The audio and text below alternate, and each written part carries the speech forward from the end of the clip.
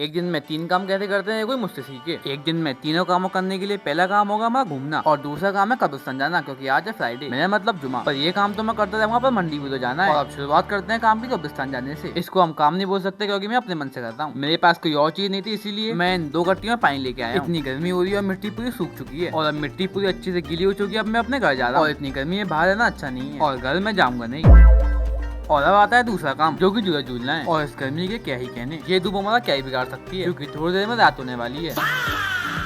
और जैसे ही अपने फर्स्ट झूले की ट्राई करने जाते हैं, वैसे ही पैसा भी गिरी हो जाती है। अब झूलना तो पड़ा है, क्योंकि मेरे संग जो बैठा है थोड़ी देर बाद नॉर्मल भी हो जाता है। एक झूला हमारे एरिया में बड़ा नया आया है, वो है ग्रेविटी वाला। और फर्स्ट टाइम में तो मजा ही आ जाता है, पर सेकंड टाइम में हम दोनों अलग अलग हो जाते हैं।